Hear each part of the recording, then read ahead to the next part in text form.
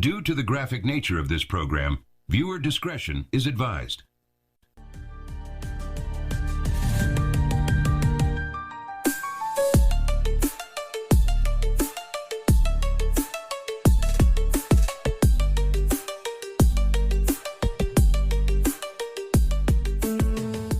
Alright, so, Tony Hinchcliffe, the self-proclaimed best host in comedy, recently appeared his podcast on the streaming service, Netflix.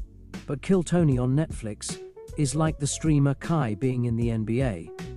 It's a funny idea, but I'm only watching to see how bad it is.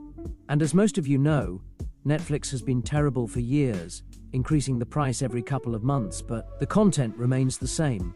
When is the last time they had anything successful come from their streaming service? Squid Game? Maybe.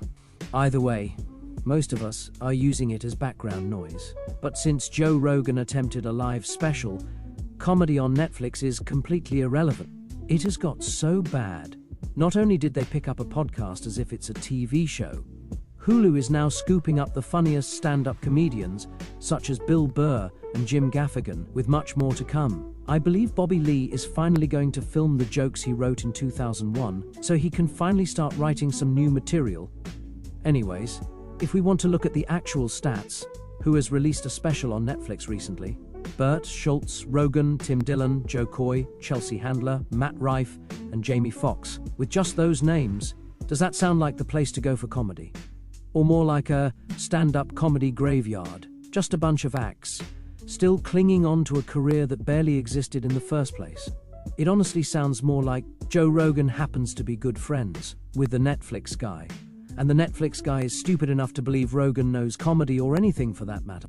Here we are in 2025, where a guy like Rogan does a live special that went terribly, and now Tony Hinchcliffe is patting himself on the back for having a podcast added on Netflix. But let's remember, the first podcast special on Netflix was the 85 South guys, so Tony better not feel too special. He isn't even the first one, though I'm sure Tony called his mommy immediately after signing the check.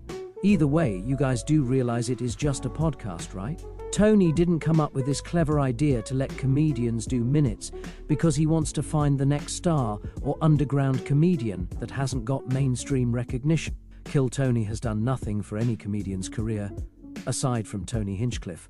And we've seen guys that used to get on stage turn into hosts of game shows dozens of times. Tony is just the most recent version of Howie Mandel. I guess the industry thinks comedians are charismatic or something, I don't know, but Kill Tony, in itself, is very predictable. From Tony's jokes to Red Band's soundboard, it's predictable. It is to the point you can almost guess what joke Tony is going to say or what sound Red Band is going to use, and the fact the show has only benefited Tony, everyone should be upset, especially Malcolm Hatchett. Not one comedian from that show has went on to do anything significant, unless you consider a podcast significant. These comedians are not writing in movies or TV shows.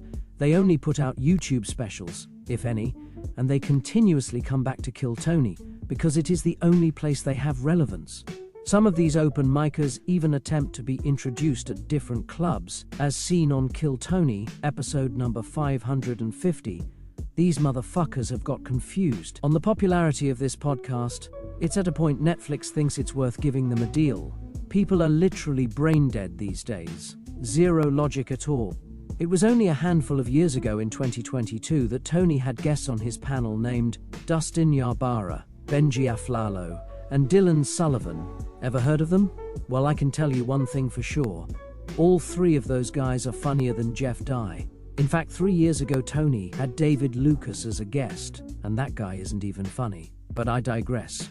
The premise of the show is as basic as it gets. An egotistical comedian that doesn't have any proof of success makes younger and less relevant comedians attempt to make him laugh. If he laughs, you get the pleasure of coming back each week and making him laugh again. That's some diabolical shit, man. Because think about it. Tony can't help your career. He couldn't help his own career. He doesn't have any ties to Hollywood. He is a 115-pound dork from Ohio, and he is way too feminine to have grown up in a black neighborhood. Sorry. I'm also positive most Kill Tony fans are poor, and that's why they play on YouTube all day. These dorks can't even afford premium. There is no way they could afford $25 a month for a Netflix subscription, especially with how much they're already paying OnlyFans each month. In conclusion, taking a Netflix deal is only benefiting Tony. Nobody else gets anything out of this. And the recent YouTube episode, Tony mentioned how successful he is after announcing the Netflix deal. It's like he doesn't know that we know. Rogan paid for him to move his show to Austin. Rogan bought Red Banner House and gave the Kill Tony show a permanent residence, which again, just defeats the whole purpose of killing Tony.